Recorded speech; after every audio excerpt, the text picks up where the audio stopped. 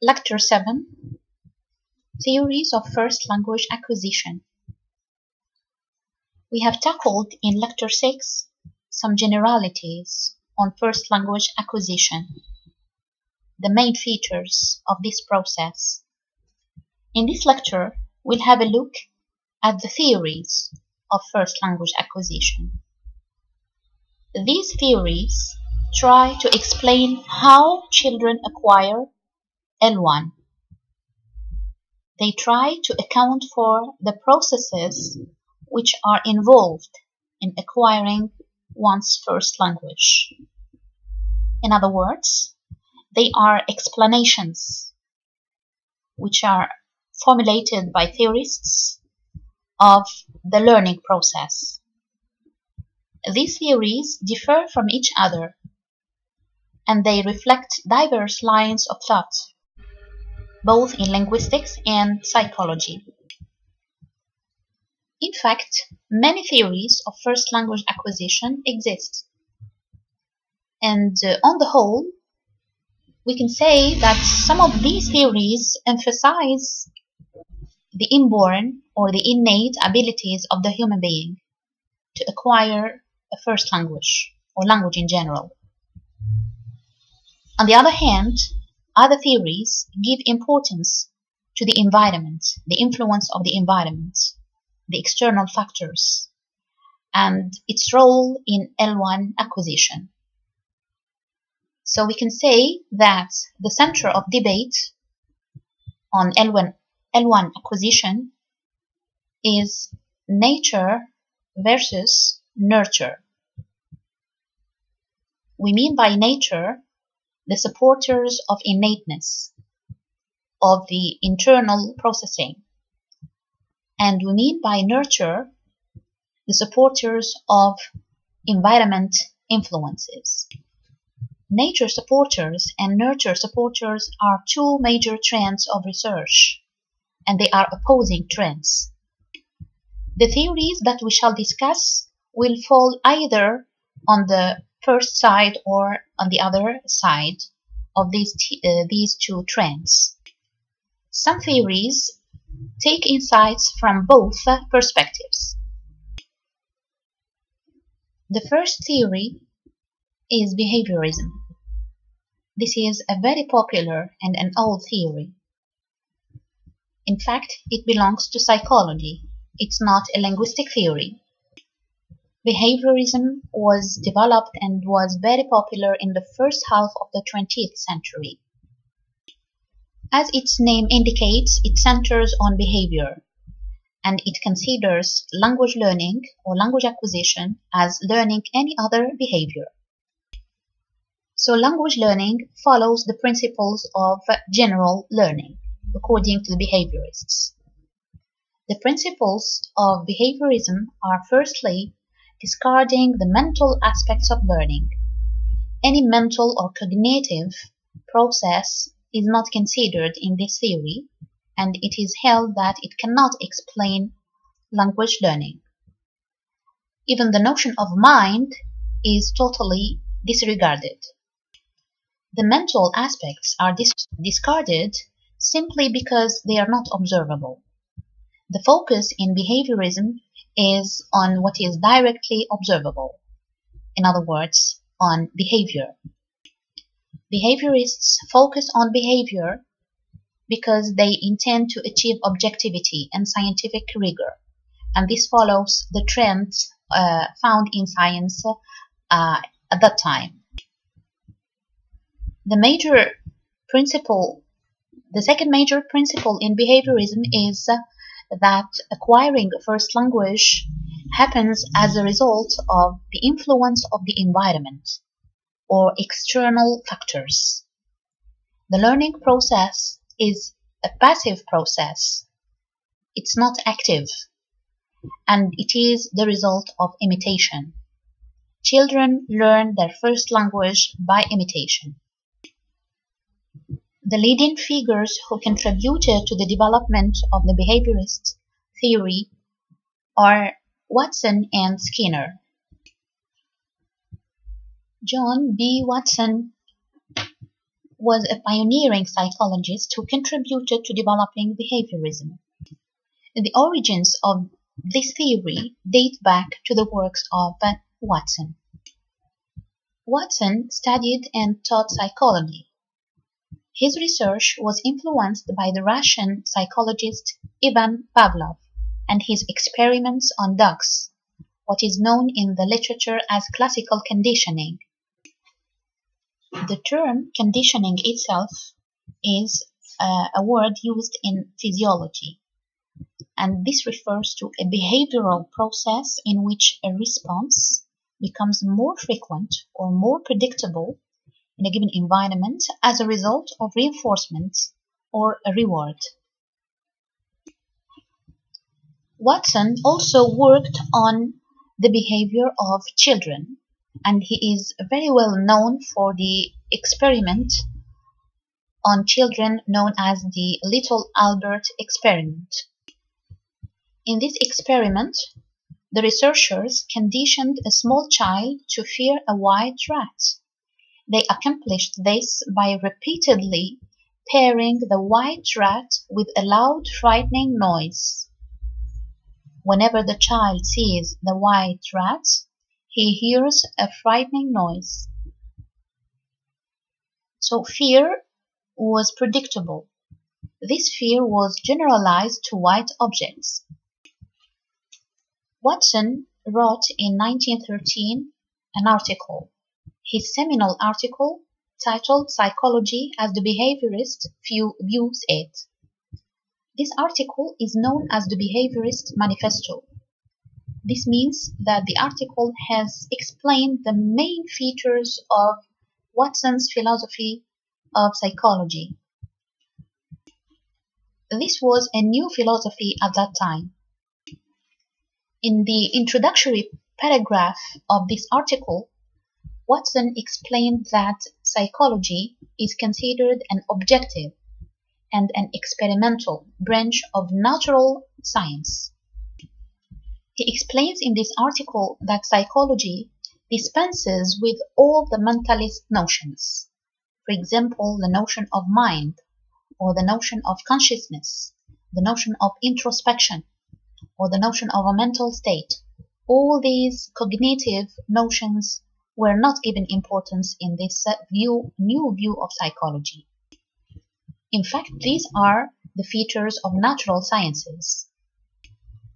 According to such assumptions, Watson considered the behavior of man and the behavior of animals as the same. Just humans are considered more sophisticated. Watson believes that all animals, including man, were complex machines. They work mechanically.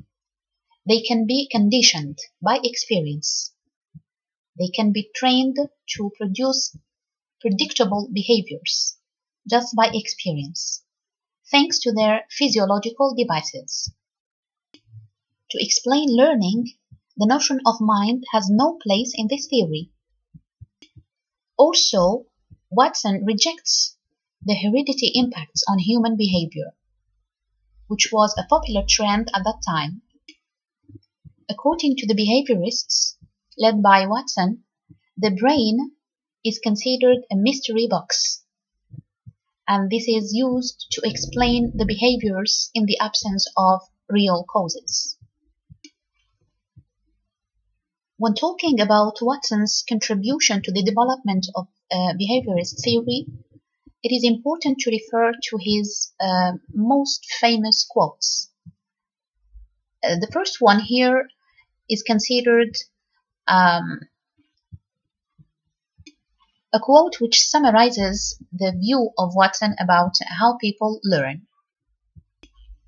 The quote reads, "Give me a dozen healthy infants, well-formed, and my own specific wall to bring them up in, and I'll guarantee to take anyone at random and train him to become any type of specialist I might select, doctor, lawyer, artist, merchant chief, and yes, even beggarman and thief, regardless of his talents, penchants, tendencies, abilities, vocations, and race of his ancestors." This quotation implies many things.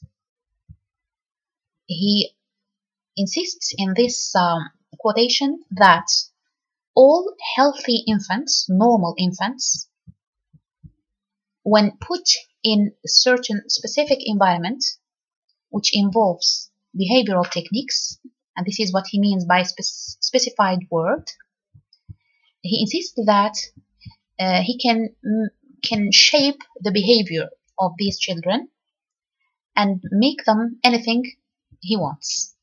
He can produce a doctor, he can produce a lawyer, an artist, a merchant chief, and even a thief or a beggarman just by conditioning. He says also, regardless of his talents, penchants, tendencies, and abilities, vocations. Here he discards all the internal factors which may influence behavior. Also, he says race of his ancestors, and this means heredity.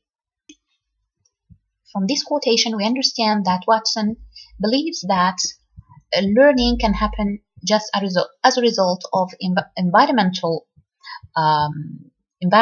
factors, and everything that is internal has no place in learning. And this includes language, of course. The second quotation here reads, the behaviorist cannot find consciousness in the test tube of his science. So, since consciousness is something non-observable, so this cannot be considered by the behaviorist. The second main figure in the behaviorist theory is B.F. Skinner. Skinner took behaviorism to its extremes, and in fact he represented radical behaviorism. He has developed an elaborated theory on how people or animals in general or organisms learn. Skinner is well known for his new model of conditioning theory. It is called operant conditioning. Operant conditioning tried to explain how animals or people learn. In this model, or in this version of a theory, the features of the environment, what the environment provides, are determinants of responding. They determine the kind of response. The environment provides a stimulus, which leads to a response. All learning is explained in terms of a stimulus-response couples in this theory. The second important element in learning, and that is provided by the environment in this version, is the notion of reinforcement. Reinforcement consolidates the responses through the rewards and boosts their future probability of occurring. It means that whenever there is reinforcement, we expect that the behavior will occur again and again. And this means that the behavior is learned. So when the stimulus is present, the response is more probable with the help of reinforcement. Therefore, engaging an organism in any behavior or making an organism learn a certain behavior is simply related to the type, the positive or negative reinforcement, and amount, how much here reinforcement is provided. Skinner introduced three interdependent components to explain how learning occurs. So learning is summarized in this diagram.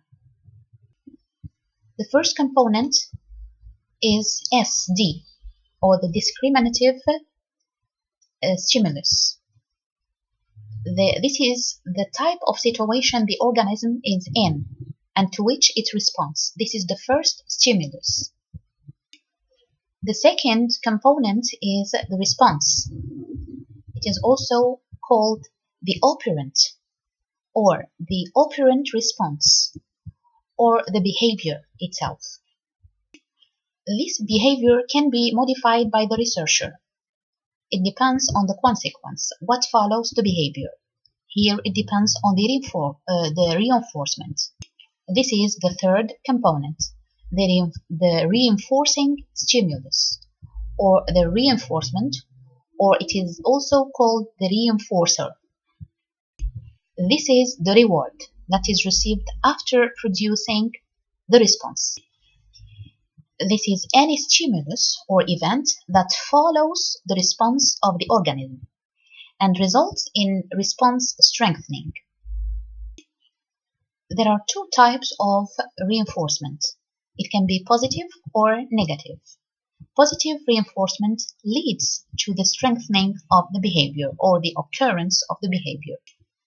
We notice that in this type of learning, or in this explanation which is given to learning, there is no place for the mental states. It all depends on what the organism receives from the environment. And one important thing is also the fact that the organism will reproduce the same stimulus without any modification to it. In other words, learning is imitating. Now, researchers on first language acquisition tried to explain this process by referring to the principles of behaviorism, that is to say, the stimulus-response pattern. According to these researchers who advocate behaviorism, children acquire language mechanically and passively. How? They follow, in fact, the same procedure. The parents, and they represent here the environment, produce utterances. It means that children will hear utterances around them. Without these utterances, there is no production of language. The second step is that the child might imitate a parent's utterance. Exactly the same utterance. He will not produce a new one.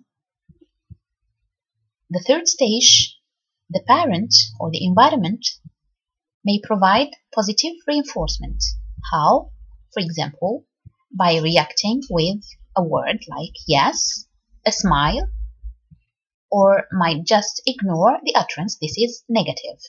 So depending on the reaction of the parent, the repetition of the utterance by the child is either encouraged or discouraged. This is positive or negative reinforcement.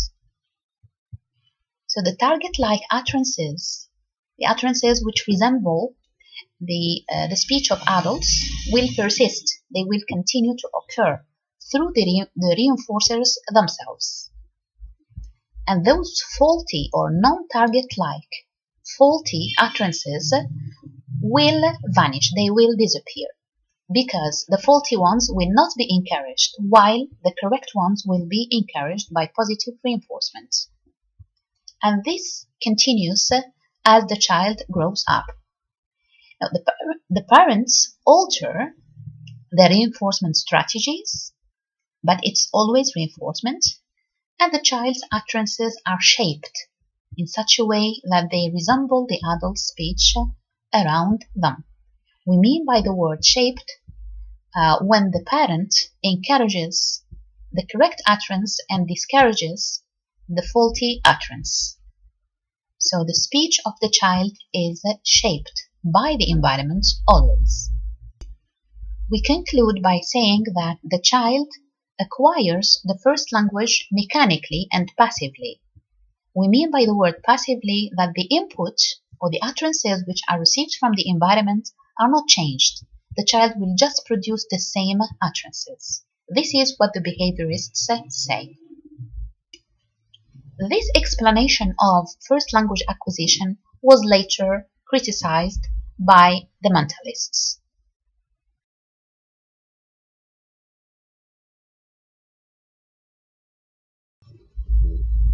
Theories of first language acquisition, Part 2.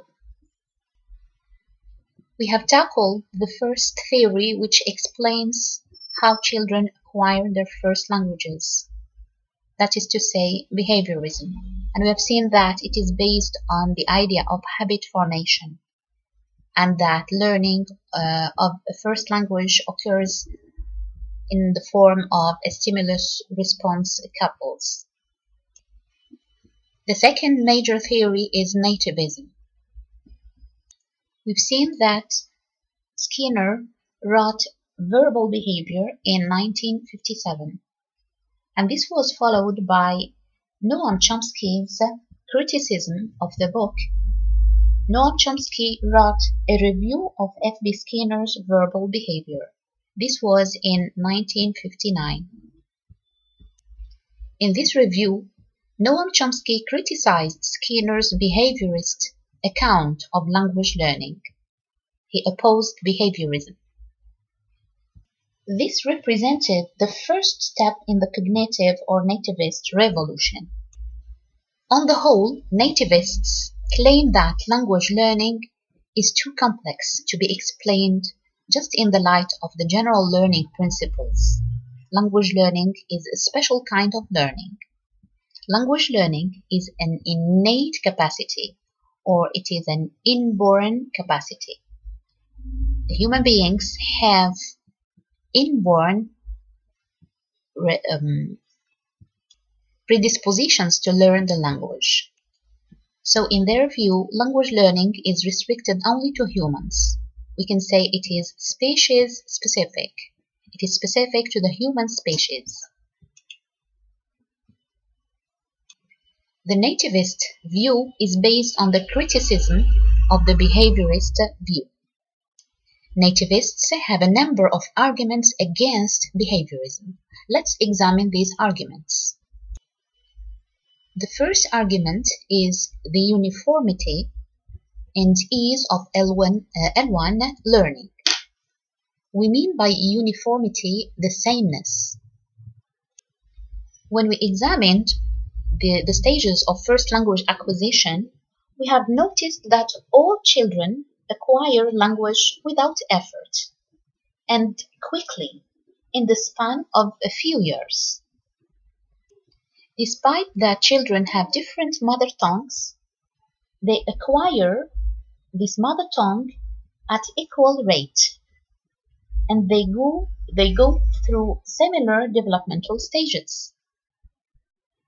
The first argument states that even if children receive non-identical quantity and quality of linguistic input from their environment, if we take all the children who learn all the languages in the world, their mother tongues, obviously they do not receive the same quantity of input, the same number of utterances. Also, they do not receive the same quality of input. That is to say, some utterances that they receive are correct, others are not correct. So this is what we mean by the word quality.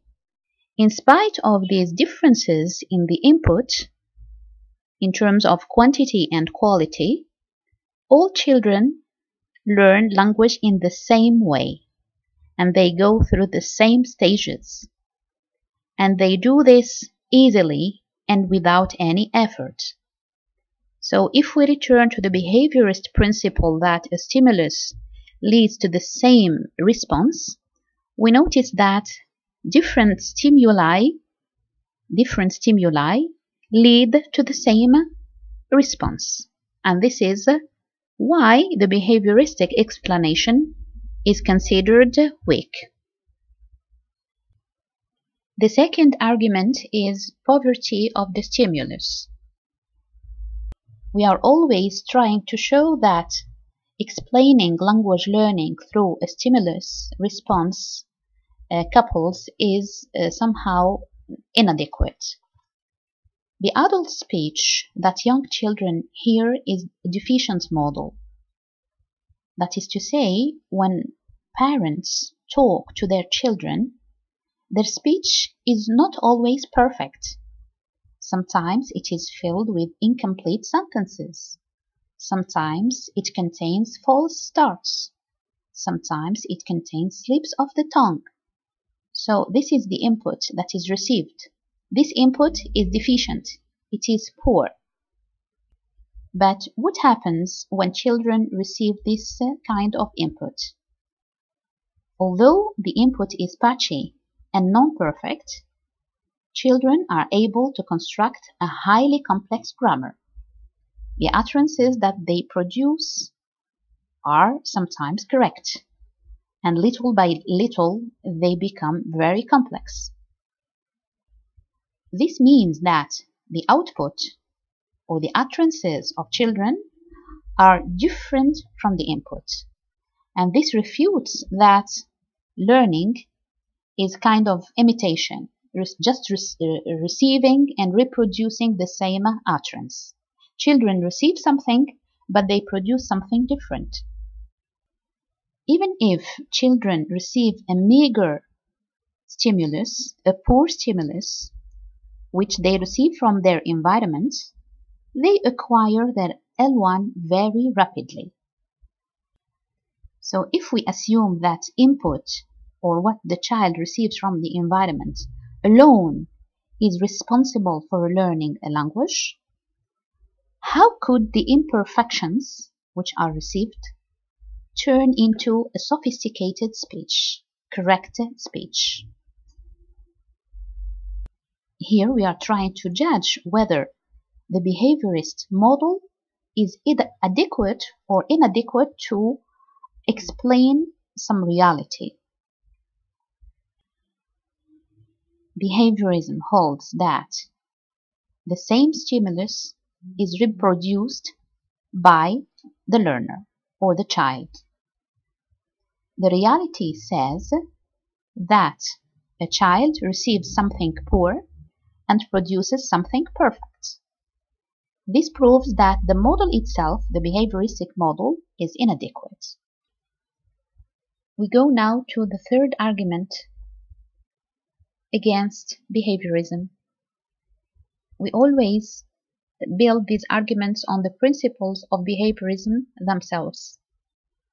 We have seen that behaviorism or learning in behaviorism depends heavily on the feedback or the reaction that is received by the organism after the response, after producing the response.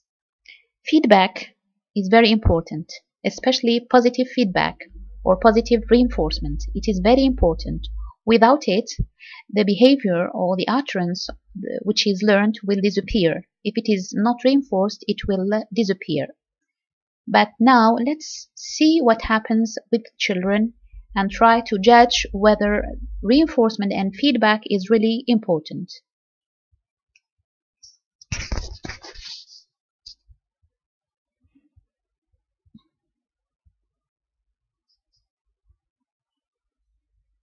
Is only content. Even if the child produces one word, this would be accepted by the parent. When parents offer feedback or explicit language instruction to their children, the children are not aware of it.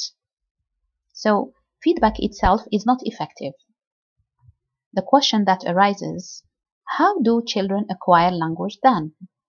So the principles of behaviorism, especially the principle of reinforcement, proves to be inappropriate. The fourth argument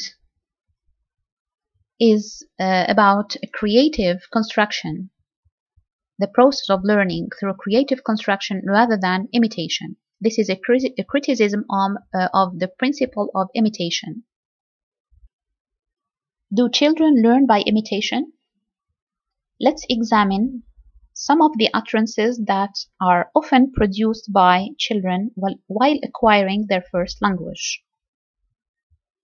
If we follow the principle of imitation, if a child receives an utterance like "they arrived," he would automatically and mechanically and passively reproduce it, saying "they arrived." The child is not able to produce something that he has not heard. This is what the behaviorists say.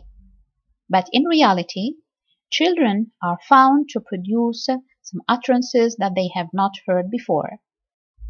An example is an utterance like "he goed to the store," or We saw mouses today.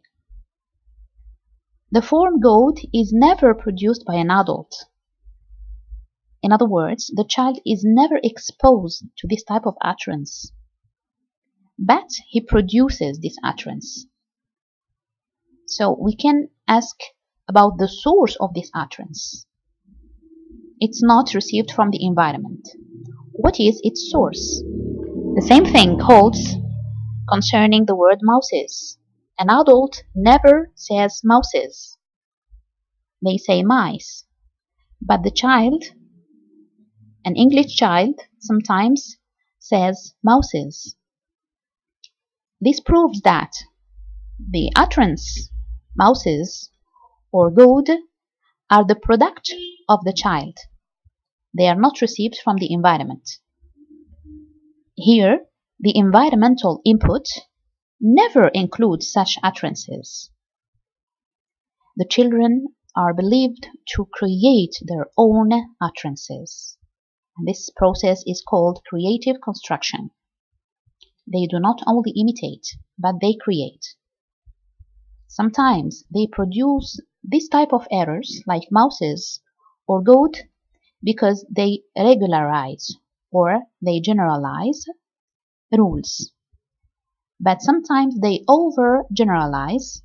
This leads to the production of this error. This error proves that the child is active. He is not only receiving and imitating. The child is actively constructing his own language. He receives input. He extracts the rule from the input. This will be a kind of hypothesis or a temporary rule. This rule will be used to generate new utterances. Some of them are faulty because of overgeneralization. This will be tested against new input and then the rule will be reformulated. The whole process is called creative construction. When the child does this, he improves his competence or the set of rules that he has in mind. On the basis of these arguments, the nativists have in fact, they started to think that language learning or first language acquisition is not explicable in terms of the behavioristic principles. And they have put forward a different view. The nativists believe that language is a species-specific cognitive capacity. It is special to human beings, and it is the result of inborn predisposition. This is called the language acquisition device. So the language acquisition device mediates between the input and the output. Since the input is different from the output, there should be something in between. For this reason, the nativists postulated the existence of the language acquisition device or the LAD. The precise place and nature of the LAD is debatable. So the theorists disagree over where the LAD is exactly and what is the LAD exactly. For example, the neurologists have identified multiple areas of the brain responsible for the perception, comprehension, and production of language. But the LAD is hypothetically what enables children to process language and build up a suitable grammar quickly and with no specialized input to yield a totally different output. So you see here in the diagram what happens when a child learns a language. The child receives input from the environment. He receives many utterances from the adults. Then the child produces an output, utterances. Some of them resemble the utterances which are received, but many of them are new utterances. So the child is able to produce something that he has never heard before. We say that the input and the output are different. While the behaviorists say that the input and the output should be the same because the process is just imitation, the nativists say that Since the input and the output are not the same, they postulated the existence of something in between. And this is what happens in the mind of the child. Here, when I say the mind, this means that they recognize the existence of the mind, which was discarded in the behavioristic paradigm. This explanation of first language acquisition has gained a wide acceptance in linguistics and even in psychology, but it has received some criticism afterwards. And by nature, any theory is usually criticized and it leads to the appearance of a new theory.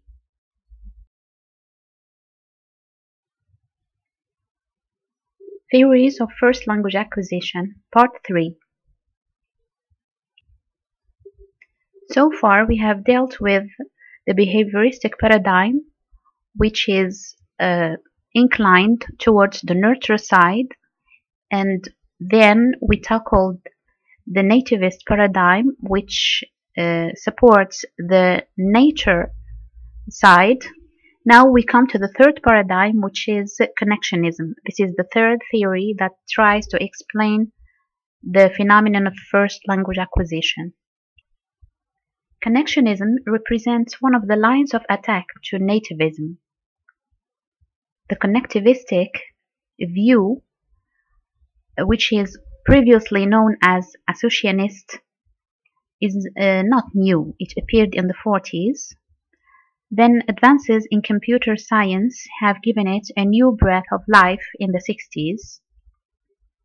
Since the mid-80s, there has been a growing number of studies applying a connectionist framework to the general study of memory and learning. And more recently, connectionism has been applied even to second language acquisition. In general, this theory emphasizes both the cognitive and the environmental influences on acquisition. Language learning, like all the other cognitive processes, they believe, must emerge from an interaction between processing in the brain on the one hand and the environment on the other. These are the general principles of acquiring a first language according to connectionism. Firstly, connectionism is based on the principle of association. This association happens in the mind. So when we say that it happens in the mind, we understand that connectionists believe in the existence of the mind or recognize the existence of the mind. So the association happens in the mind between the stimulus and the response. In this model, the brain, the human brain, is likened to a computer. It means that what happens in the brain is the same thing as what happens in the computer. It is considered as an information processor, and that it consists of neural networks. We mean by this links between information nodes. So this is the structure of this information processor. Now, the process of acquisition itself should be explained in terms of activation of these networks. When these networks, these connections are activated, learning or acquiring a language happens. In this school of thought, language is acquired through usage. How? This happens by extracting a pattern and some regularities from the input. When the organism or when the human being receives input, what happens is the extraction of the pattern and any regularity that exists, any underlying rule, and then building ever stronger associations in the brain. Connectionists also believe that the human mind is predisposed. So this is a common point between this model and the previous model. There is some predisposition in the human being. The human mind is predisposed to look for associations. between the elements which exist in the input and to create links between them. These links become stronger, these connections become stronger when these associations keep recurring. It means whenever the human being receives more and more input which contains the same pattern, the extraction of the pattern will be stronger or easier. And they also become part of larger networks as connections between elements become more numerous. So this depends on the number of utterances to which the child is exposed. This process of exposition is called activation. So learning is a matter of activation or non-activation. We understand here that the basic principle in language acquisition is that it occurs on the basis of associative processes rather than the construction of abstract rules. Here, the connectionists reject the idea of rule making. The human mind doesn't make a rule, but just recognizes a rule when it is frequent. When exposed to many examples which contain a given pattern, in the case of a child, the child will detect the regularities in the language input. This means the regular co-occurrence of a particular language form. Then what happens is that the child will extract the probabilistic patterns on the basis of these regularities through the process of induction. Learning occurs as these patterns become strengthened by repeated activation.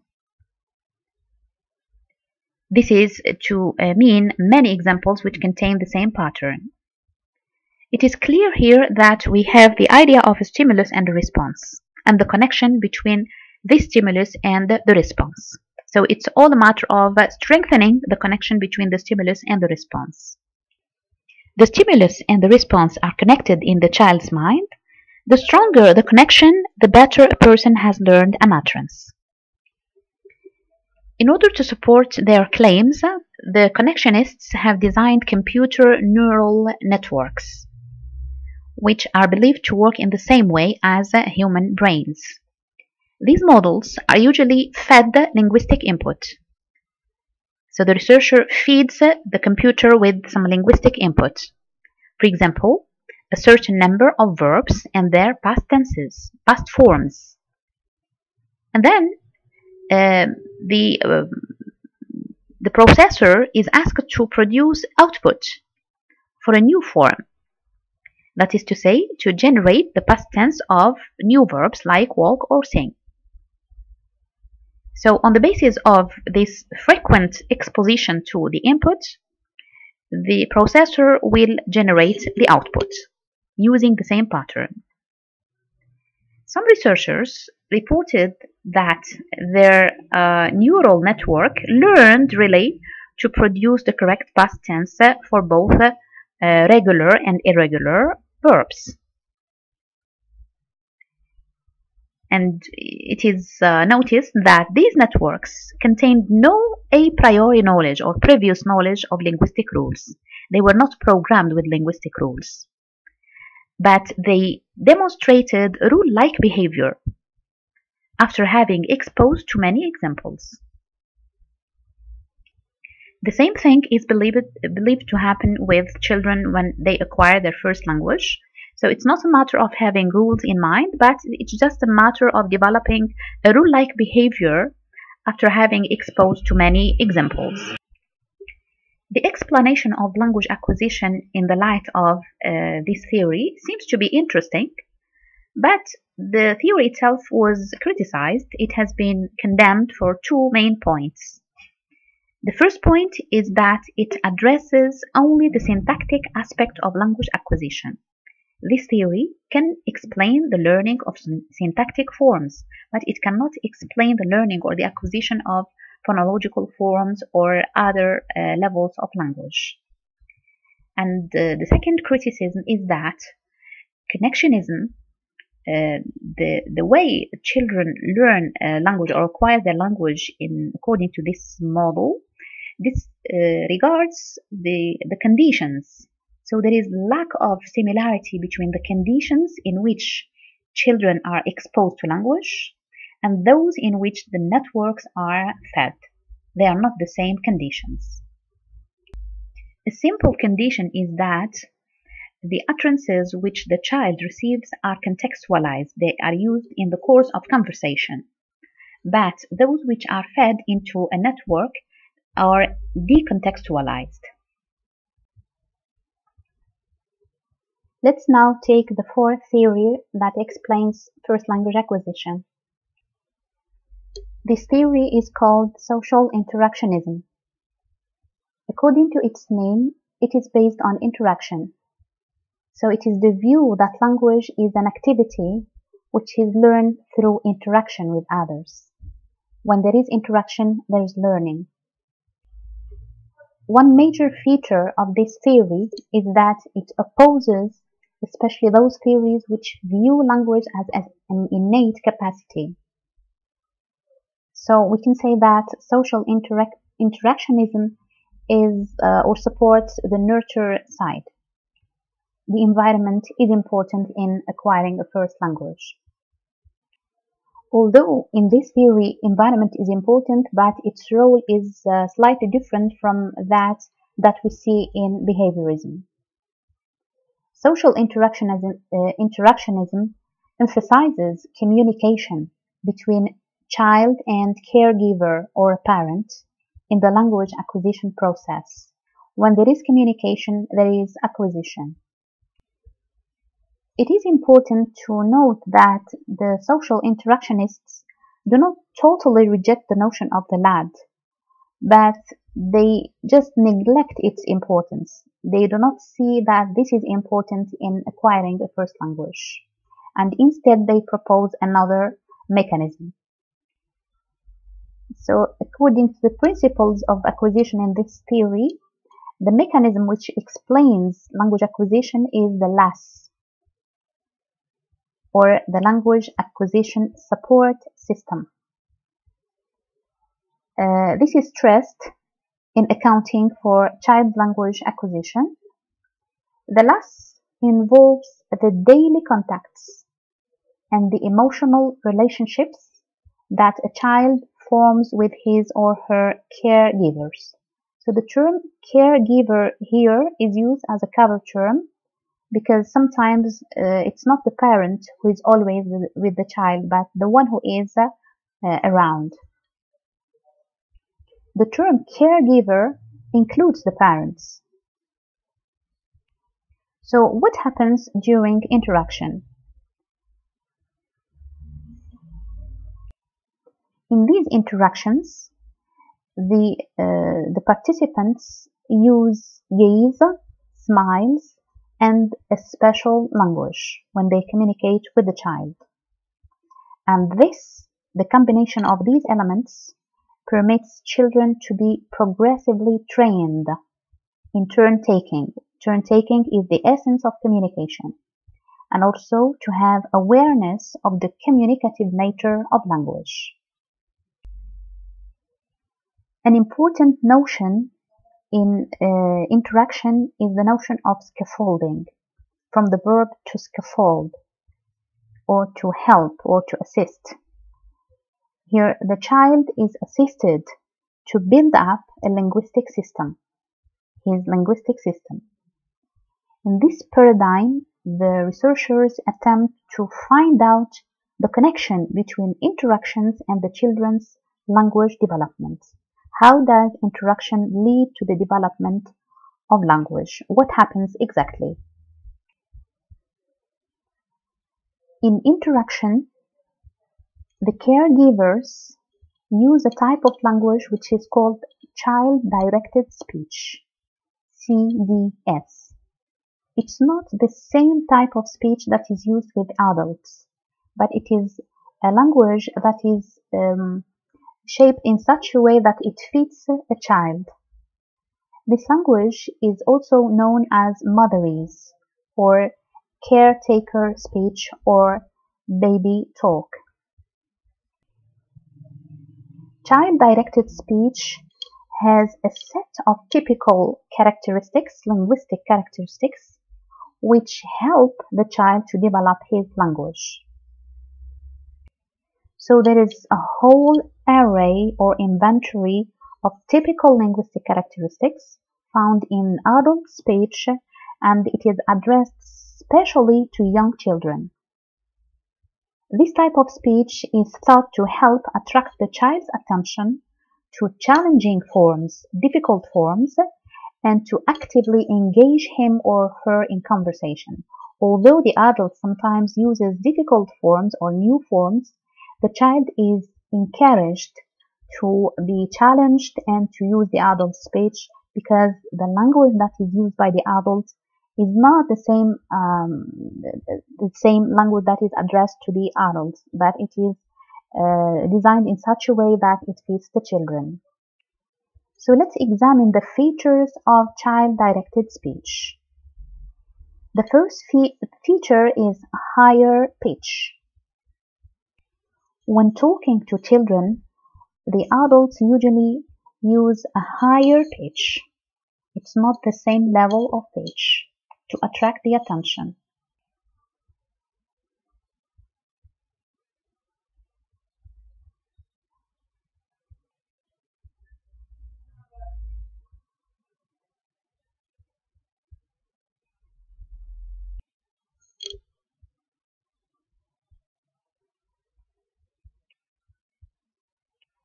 Simplified sentence structures are used by the parents to help the child use new forms. A further feature is the use of diminutives. These are some grammatical forms, like for instance, instead of saying dog, the adult says doggy. Instead of saying cat, the parent says kitty. And this is what we notice even in using other languages like Arabic. When addressing children, these specific diminutive forms are very frequently used. Adults also use repetition. They repeat words several times, and they use imitation.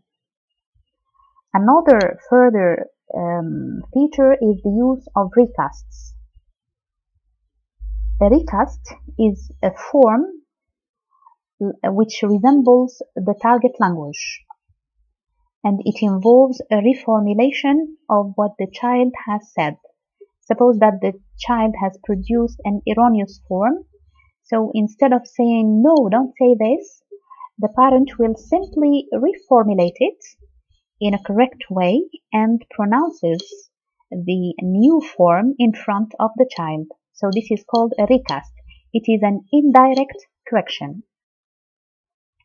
So instead of giving negative feedback, the parent or the adult simply takes the original utterance of the child, which is ungrammatical, and changes its form. He reformulates this utterance to become correct, and he pronounces the utterance to be picked up by the child. This is a recast. So all these features are very frequently used by the adults, and they form what is called child-directed speech. The interactionists maintain that child-directed speech seems to be especially designed to ease language learning. One important thing should be said about this theory, which is that social interactionists reject the nativists' poverty of the stimulus argument. The nativists, as we have explained previously, hold that the input which is received by the child is deficient or poor, but the interactionists hold a dissimilar view, because research has shown that child-directed speech is not just random or faulty, it is very systematic. It follows rules. Furthermore, the interactionists do admit that parents never teach explicit grammar, but through the continuous feedback on the effectiveness of children's utterances, when the utterances are effective in communication, they contribute to language development. So there is no explicit grammar teaching. It's just a matter of giving feedback. Here again, we see the role of the environment in this theory. The environment, by providing feedback from the adult, proves to be a central element in language acquisition. Now that we have surveyed the four theories or the four paradigms which have tried to explain the process of acquiring a first language, we can summarize the main features of these four theories. We should remember that behaviorism focuses on imitation. A stimulus leads to a response. Also, it gives importance to reinforcement, especially the positive reinforcement. Here, the environment plays a vital role in learning. Without the environment and what it provides, there is no acquisition. The whole process of acquisition is a matter of habit formation, forming habits. The learner here is passive, the child is passive, and learning or acquisition is a mechanical process. The mind is rejected, or all mental notions or cognitive notions are discarded from the description of language acquisition. So this theory exemplifies the nurture side. Now, the nativism opposes the first paradigm. It insists on innateness, the inborn predispositions, the existence of the language acquisition device, the role of the mind, and rule formation, creative construction. The child here is not passive, but he actively participates in acquisition because the input that is received does not resemble the output. The child produces output that he has never heard before. In connectionism, the focus is put on association and the activation of the connections by frequent exposure to the same pattern. In connectionism, we see that it combines both insights from the nurture side and the nature side. And finally, social interactionism. This exemplifies the nurture paradigm. It takes that interaction is the core of learning, and instead of highlighting the role of the lad, it highlights the role of the lass. Important in social interactionism is the child-directed speech and all its features, and the way this kind of speech helps the child to develop his linguistic system, even if it is a challenging system. These theories are in fact the main theories which have tried to explain how children acquire their first languages. And as we have said in a previous lecture, that research which tries to understand the process of L1 acquisition has helped later to explain the process of learning other languages which are not the native languages, L2, or learning second languages. And this shows the importance of researching a first language. To conclude this lecture, we can clearly see that the theories of first language acquisition can be placed on a continuum or on an axis with degrees or with extremes.